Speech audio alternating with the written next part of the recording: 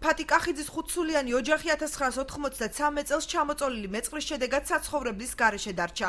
უკვე 20 წელია ოჯახი ხელვაჩაურის მუნიციპალიტეტში ყოფილი მეათე ტრესტის შენობაში ცხოვრობს. სამთავრობო კომისიამ ოჯახის მდგომარეობა შეისწავლა და როგორც დამეწყრს, თამარის დასახლებაში ეკომიგრანტებისათვის განკუთვნილ კორპუსში ბინა აჩუქა.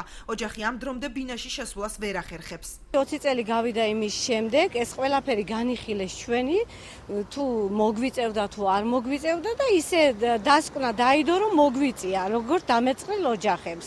ორი ოჯახი ვართ ამ შენობაში და მომიწია ბენზეში, მაგრამ ჯერ არ შევსულვარ. მიზეზი ვიცი რომ ცოტა იყო დარჩენილი შესავსები და შეივსება და შეგიყვანთ ერთად სულ ყველასო.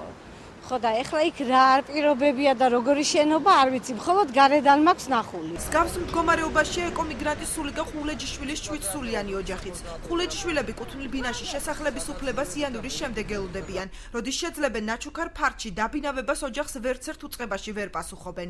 7-სულიანი ვარ, სვის სახლში ვცხოვრობ. ახლა ამჟამად. კეჭისყრაზე იყო რაღაც მონაწილეობა, მე ევიღე ჩემი კვარტალი რომელია და ბინა რომელი სართულია, მაგრამ მაინც გაჭიანურდა და რატო გაჭიანურდა ნახდათ არ ვიცი.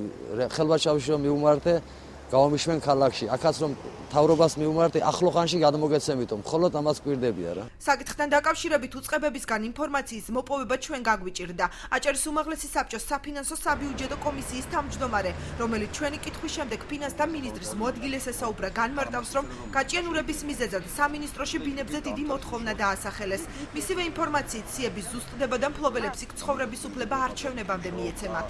მე ვესაუბრე ფინანსთა მინისტრის პირველ მოადგილეს, ბატონ იონა წითელაძეს, რომელმაც მითხრა, რომ ხდება სიების გადაზუსტება იმ კომისიის მიერ, რომელიც არის შექმნილი, ამალწანის კომისია, ბატონი რამაჯინჭარაძე არის ხელმძღვანელი, იმიტომ რომ მსურველი მეტია, ვიდრე გვაქვს საშუალება დავამოყილოთ და აი, ვისაც მართლაც ეკუთვნის და პირველ რიგში რაც ეკუთვნის, იმ ადამიანების გამოვლენა ხდება და უახლოეს დღეებში მიაწვდიან სიას ფინანსთა მინისტროს. არჩევნებამდე იქნება ეს? აუცილებლად.